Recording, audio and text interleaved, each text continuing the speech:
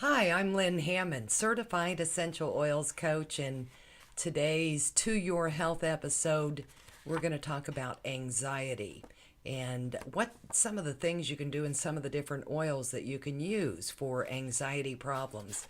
Well, in today's fast paced, high pressure society, it's almost impossible not to feel anxious at some point in life, and that's why an estimated 40 million Americans they're actually affected by anxiety. And for a person with an anxiety disorder, the anxiety does not just go away and it can actually worsen over time.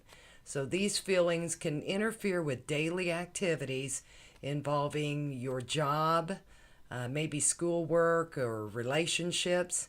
Constant anxiety can lead to high blood pressure, also insomnia, digestive problems, and panic attacks too.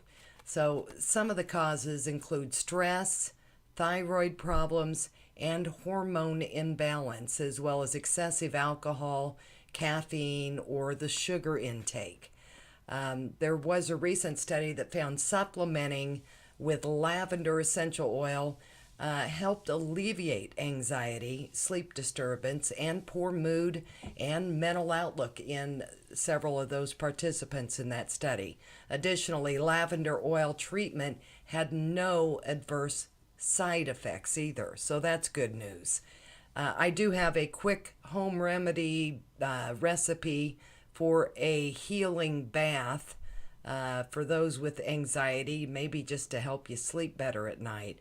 But it's basically you combine 3 cups of Epsom salt and 1 cup of baking soda, and then at bath time, you put that in your bath water and then add a cup of those dry ingredients, just 1 cup, and 20 to 30 drops of lavender oil in the water in a warm bath, and you soak for 20 to 30 minutes. That's a great way to get a good night's sleep and deal with anxiety issues as well. Effective oils for anxiety include lavender, Roman chamomile, vetiver, and frankincense as well. All of those have properties within them that can help against different anxiety issues that you might be facing, whether it be stress, schoolwork, concentration, just the pressures of everyday life. Now, today, some of the essential oils that I work with, this one in particularly is called Serenity. It's an essential oil that I use for anxiety issues or just to calm myself for the day. And you can just dab a little bit of this on the back of your neck and maybe on your temples and your forehead, and this should help a lot. Also, another good place to put this is on the feet. If you know your different points on your feet, that can help your nervous system in the VitaFlex points, then that's a big help too, because it absorbs so much more quickly into your body through the feet. Also, another item that we use just to kind of keep anxiety at a balanced level so it's not overwhelming is a tablet, simple tablet. You don't have to take it with food. You don't have to drink a full glass of water, although, it's always important to drink water when you're taking one. But this is the tablet of Serenity, and it is a very restful complex. Now, the two are different. The two contain different ingredients. In the Serenity capsules, we have lavender, lemon balm, also passion flower, and Roman chamomile. Again, that's in the capsules.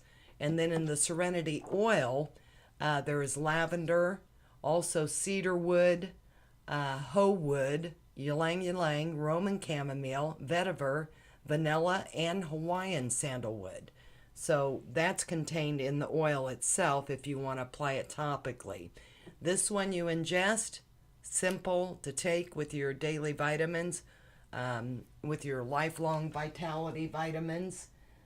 those have the essential nutrients that you need on a day-to-day basis, and very, very, very wonderful complex for your cells, and as well as the vitamins that you need every day.